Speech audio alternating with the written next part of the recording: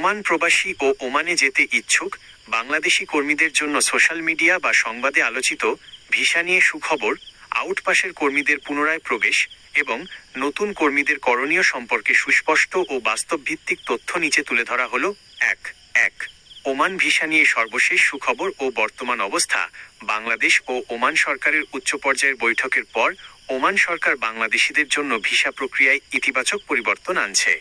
দক্ষ কর্মী ও পেশাজীবীদের ভিসা উন্মুক্ত, ইঞ্জিনিয়ার, ডাক্তার, নার্স, শিক্ষক, টেকনিশিয়ান এবং নির্দিষ্ট ক্যাটাগরির দক্ষ কর্মীদের স্কিল্ড ওয়ার্কার্স ভিসা প্রসেসিং স্বাভাবিক রয়েছে। ফ্যামিলি ও business visa, family visit visa, investor ও বিজনেস ভিসার সুযোগ চালু রয়েছে। সাধারণ অদক্ষ ভিসা, অদক্ষ কর্মীদের ক্ষেত্রে ভুয়া নিয়োগ বা ফ্রি ভিসার প্রতারণা কমাতে ওমান সরকার এবং বাংলাদেশ যৌথভাবে কাজ করছে, যাতে স্বচ্ছ প্রক্রিয়ায় নির্দিষ্ট কোটায় কর্মী পাঠানো যায়। 2. আউটপাস লোক কি পুনরায় ওমানে আসতে পারবে?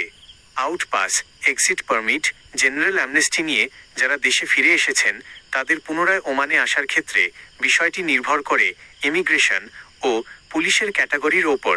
পুনরায় আসার সুযোগ যদি সাধারণ আউটপাস হয়, আপনি যদি শুধুমাত্র আকামার মেয়াদ শেষ হওয়া বা কোম্পানির সমস্যার কারণে সরকারি বিশেষ সুযোগ জেনারেল অ্যামনেস্টি এর আওতায় কোনো অপরাধ ছাড়া আউটপাস নিয়ে বৈধভাবে দেশে ফিরে থাকেন, তবে নতুন ভিসায় ওমানে আসা সম্ভব।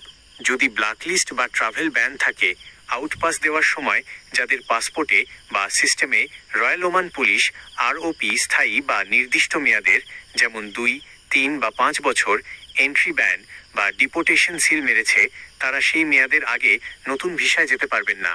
যাচাই করার উপায়: নতুন ভিসার প্রসেসিং শুরু করার আগে আপনার পাসপোর্টের কপি দিয়ে ওমানের রয়্যাল ওমান পুলিশ আরওপি বা ইমিগ্রেশন সিস্টেমের মাধ্যমে স্ট্যাটাস চেক করিয়ে নিন যে আপনার ওপর কোনো ট্রাভেল ব্যান আছে কিনা। 3.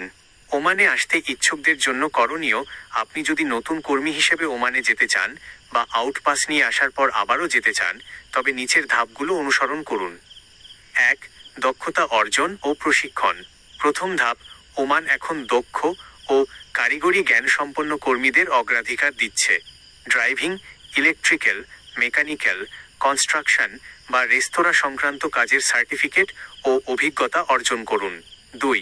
পাসপোর্ট ও তথ্য সঠিক রাখা। দ্বিতীয় ধাপ: পাসপোর্টের মেয়াদে অন্তত 6 মাস থাকতে হবে।